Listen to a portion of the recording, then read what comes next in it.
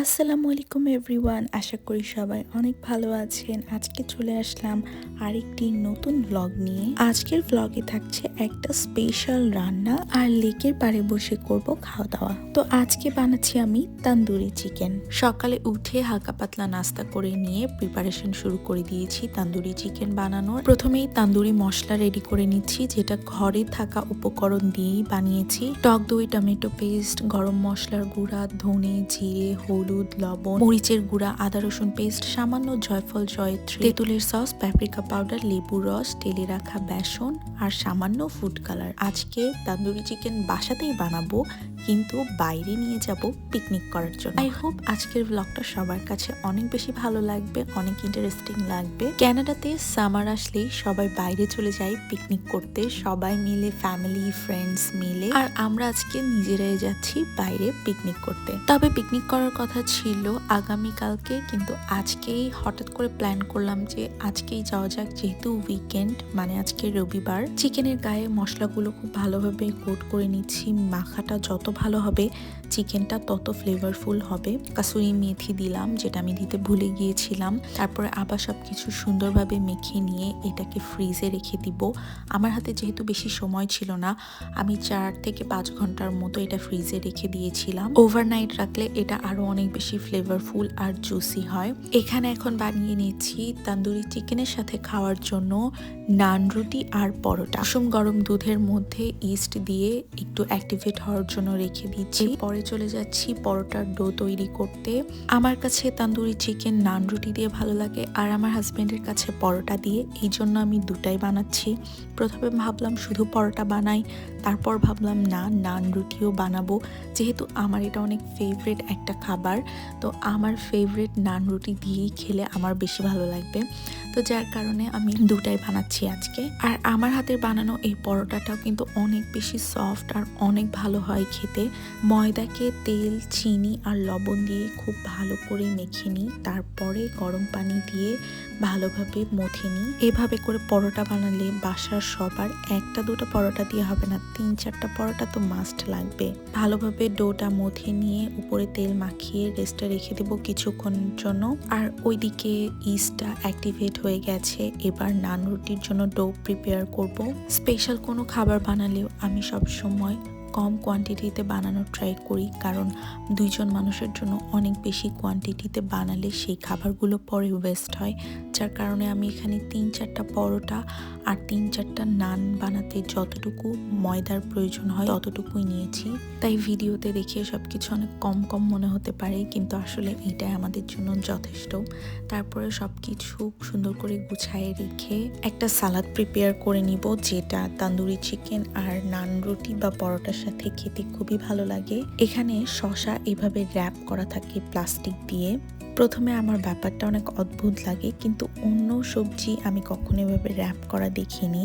শসা মেবি তাড়াতাড়ি নষ্ট হয়ে যেতে পারে, এই জন্য হয়তো এভাবে র্যাপ করে নিয়ে আসে।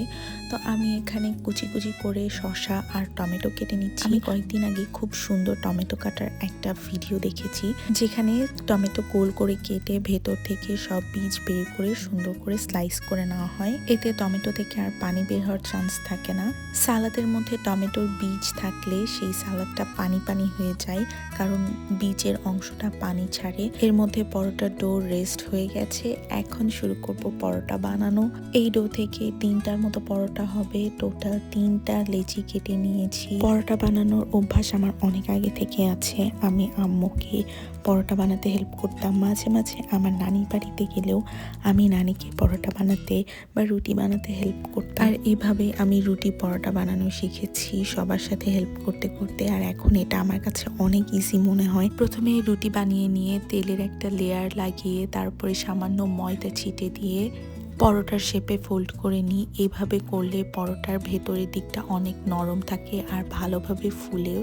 এভাবেই 3টা পরোটা বানিয়ে নিয়েছি। যেহেতু এখনই এগুলোকে ভাজবো না, যখন বাইরে যাব তার আগে দিয়ে ভেজে নিব যেন গরম থাকে। এর কারণে পার্চমেন্ট পেপারের উপরে তেল লাগিয়ে তার উপরে পরোটাগুলোকে অ্যাসেম্বল করে নিয়ে এগুলো ফ্রিজে রেখে দিব ফ্রোজেন হওয়ার জন্য। আর যখন ভাজবো তখন ফ্রিজ থেকে বের করে নিব। এভাবে আমি একসাথে অনেকগুলো পরোটা বানিয়ে ফ্রোজেন করে রেখে দিই। যখন ইচ্ছা হয় তখন বের করে ভেজে খাই। ফ্রোজেন খাবার বাসায় থাকার এটাই একটা সুবিধা, যখন খেতে মন চায় ফ্রিজ থেকে বের করে গরম করে খাওয়া যায়। আমি আগে জানতাম না যে এভাবে পরোটা রেখে অনেক দিন পর্যন্ত খাওয়া যায়। তো আমার আম্মু একদিন আমাকে এই ট্রিক্সটা শিখিয়ে দিল, বললো যে এভাবে রাখলেও নাকি পরোটা খেতে অনেক ভালো লাগে। তো তারপরে আমি যখন এটা ট্রাই করে দেখি সত্যি অনেক ভালো লাগে খেতে, মনেই হয় না এটা ফ্রোজেন করা ছিল। এখন চলে আসছি নান রুটি বানাতে। আর এটা যে বানাতে আমার এত ভালো লাগে, কারণ নান রুটি বানানোর জন্য এক্সট্রা কিছুই করতে হয় না, জাস্ট রুটিটা যে কোনো শেপে বেলে নিলেই হয়। ইভেন এটাকে গোলও করতে হয় না, কারণ নান রুটি একটু আঁকাবাঁকাই হয়। এগুলোকে আমি এখনই ভেজে নিচ্ছি, যাওয়ার আগ দিয়ে শুধু গরম করে নিব।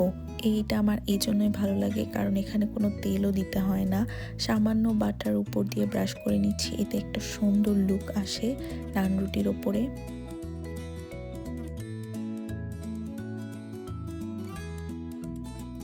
তিনটা রুটি বানানো হয়ে গেছে, এরপর সব কিছু তুলে রাখছি।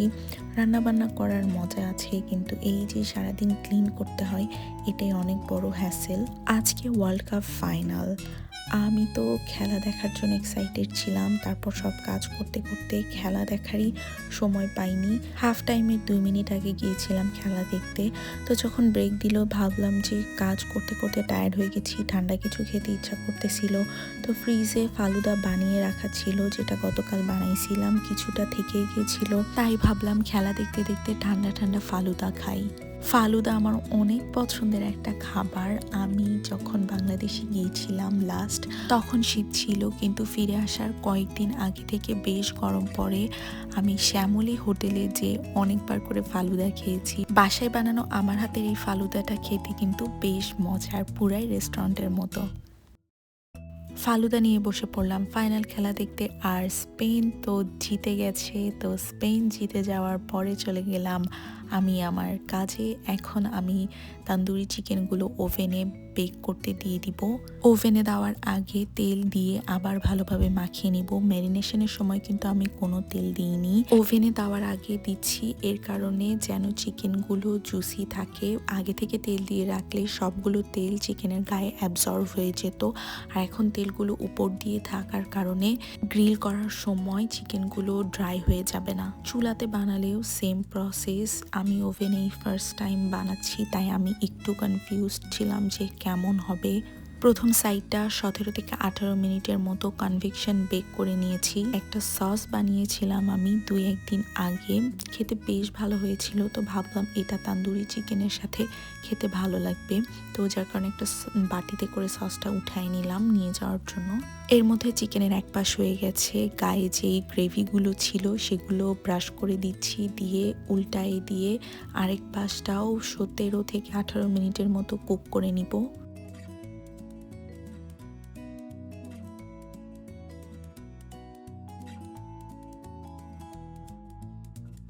চিকেনগুলো যেন গরম থাকে এর জন্য এই হটপটের মধ্যে করে র্যাপিং পেপারে চিকেনগুলো র্যাপ করে নিয়ে নিব।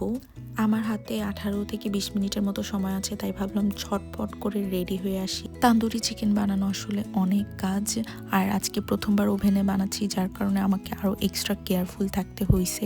তো কোনো রকম রেডি হয়ে আসতে আসতেই দেখি যে টাইমার অফ হয়ে গেছে, মানে চিকেনটা হয়ে গেছে। এরপরে এটাকে একটা স্মোকি চার্ড ফ্লেভার দেওয়ার জন্য, যেহেতু আমি কয়লা ইউজ করতে পারিনি, আমার কাছে ছিলও না, আর আমার চুলাতে কয়লা জ্বালানো এত ইজি হবে না, যার কারণে আমি ভাবলাম যে যেহেতু ওভেনে ব্রয়েল অপশন আছে যেটা একটা স্মোকি ফ্লেভার দিবে, সেটাই করা যাক। আর এখানে যে গ্রেভিটা বেঁচে গেছিলো সেটাকে আমি একটা প্যানে নিয়ে পানিতে কিছুক্ষণ জাল করে নিব, এটা একটা সসের মতো থিকনেস আসা পর্যন্ত।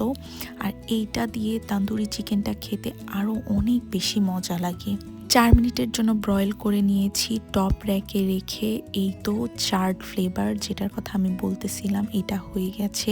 আশেপাশের কাগজগুলা পুড়ে পুড়ে গেছে, নেভার মাইন্ড, এগুলো আমরা খাবো না, গ্রেভির কারণে এগুলো পুড়ে গেছে, জাস্ট চিকেনটাই আমরা খাবো।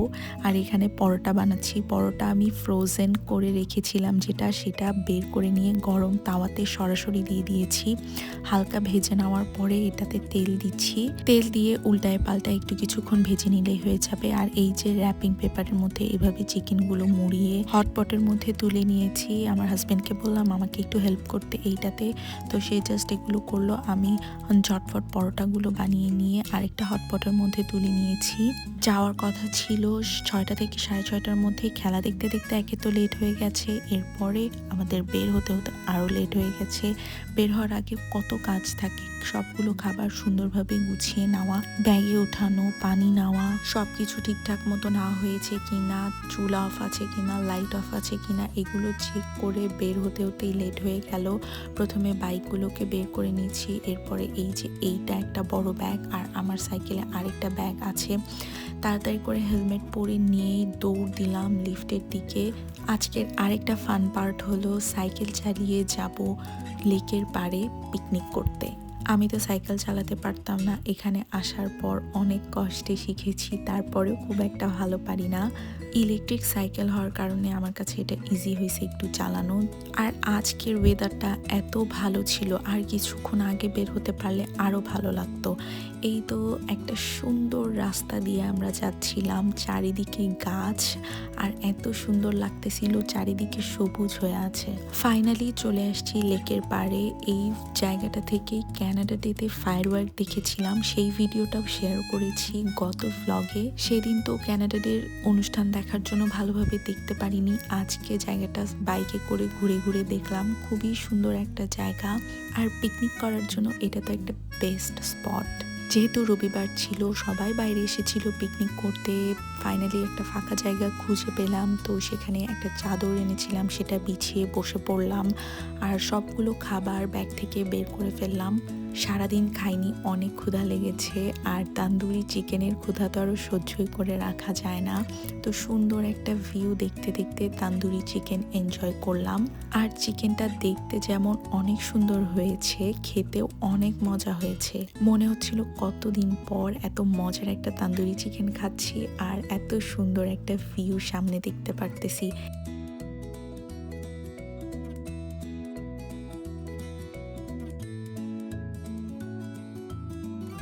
আমি তো অনেক টেন্স ছিলাম তান্দুরি চিকেনটা কেমন হবে, কিন্তু খাওয়ার পর মনে হলো যে না, সত্যিই ভালো হয়েছে।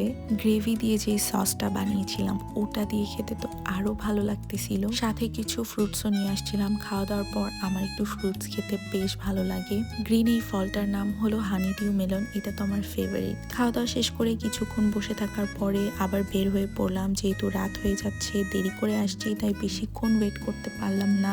আর এই মধ্যে সানসেট হয়ে গেছে, কি সুন্দর একটা ভিউ দেখা যাচ্ছে সানসেটের। তো আজকের ব্লগটা এই পর্যন্তই থাক। বাসায় আমার পুরো কিচেন মেসি হয়ে আছে, সেগুলোকে ঠিক করতে হবে। আমার আজকের ব্লগ ভালো লাগলে প্লিজ ডু সাবস্ক্রাইব।